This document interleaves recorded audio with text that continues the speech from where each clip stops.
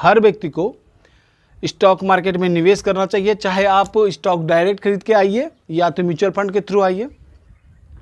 और एक विकल्प है, जैसे आपको महीने का या सालाना आपको इनकम बेहतर चाहिए, तो इसमें म्यूचुअल फंड की तरह झंझट नहीं है कि भाई 1 साल का लॉकिंग पीरियड है या 1 साल के पहले निकालते हैं तो आपको देना पड़ेगा। म्यूचुअल फंड में क्या होता है, जो फंड मैनेजर जो है आपके पैसे को मैनेज करता है, वो जो है कुछ ना कुछ चार्जेस करते हैं, ठीक है। वो आपसे चार्ज कुछ लेगा, आपको फ़ायदा हो या नुकसान हो, आपको उसको चार्ज देना पड़ेगा जब भी आप विड्रॉ कीजिएगा। और बहुत सा फंड होता है क्या कि 2-3 साल के पहले निकाल नहीं सकते हैं, कुछ फंड होता है साल भर के पहले अगर आप निकालते हैं तो उसमें प्रॉब्लम होता है, तो उसमें जो है ना कि आपको परेशानियां हो सकती है, क्योंकि वो आपका बंदर जो है कोई और ना चाह रहा है। अगर डायरेक्ट आप स्टॉक्स खरीदते हैं तो क्या होता है कि मेरा बंदर हम खुद न चाह रहे हैं, जब चाहें उसको बाज़ार से निकाल सकते हैं, जब चाहे डाल सकते हैं। किस समय हमको एग्जिट करना है, किस समय हमको एंट्री करना है, ये आपके हाथ में होता है। म्यूचुअल फंड में क्या होता है कि आपके हाथ में नहीं होता है। अगर अच्छा परफॉर्म मेरा कंपनी नहीं कर रहा है तो हम उस कंपनी से निकल नहीं सकते हैं, क्योंकि वो जो शुरू में ही जो 25, 50, 100 कंपनियाँ आपको रिकमेंड्स करेगी कि इस कंपनी में आपका पैसा डालेंगे, तो वो उसी में बनी रहेगी, ठीक है।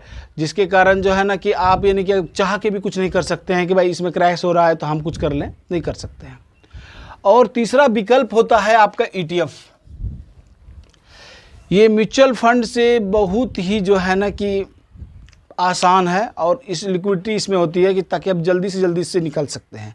ये जिस तरह स्टॉक ट्रेड करता है, ये है एक्सचेंज ट्रेडेड फंड, यानी एक्सचेंज पे जो फंड हमारा है वो ट्रेड कर रहा है, उसी को एक्सचेंज ट्रेडेड फंड बोला जाता है। इसमें क्या होता है कि एक फंड, मुफ्त फंड, मान लीजिए कि 500 करोड़ रुपया या 5000 करोड़ रुपया, कुछ भी पैसे को जो है उससे एक बार परचेज किया जाता है। कुछ कंपनियां, उसे शेयर खरीदा जाता है धीरे धीरे करके, और उसके बाद उसी को जो है ना कि एक टुकड़े में, जिस तरह शेयर का टुकड़ा होता है ना, तो उसी में इसको विभाजित कर देती है और उसका दाम हो जाता है। मान लीजिए इसका दाम हो गया 200 रुपया, या किसी का दाम हो गया IT सेक्टर का मान लीजिए 30 रुपया।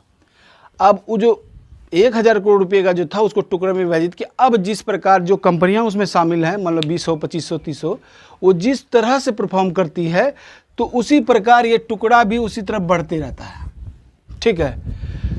तो अगर हमारा इंडेक्स फंड है, तो हम मान लीजिए इंडेक्स फंड में निवेश किए हैं, तो वो जिस तरह यानी कि इंडियन इकोनॉमी ग्रो करती है, हमारा इंडेक्स फंड जैसे निफ्टी 50 या जिसका भी हम लोग लिए हो, निफ्टी 20 ले सकते हैं, निफ्टी 50 ले सकते हैं, जूनियर 20 ले सकते हैं, कुछ भी IT इंडेक्स ले सकते हैं, ETF, तो वो जिस तरह ग्रो करेगा वो भी करेगा। इसमें क्या होता है फ़ायदा कि आप जब चाहे जितना चाहे आप पैसा ऐड कर सकते हैं और निकाल सकते हैं। इसमें टेंशन नहीं होता है म्यूचुअल फंड की तरह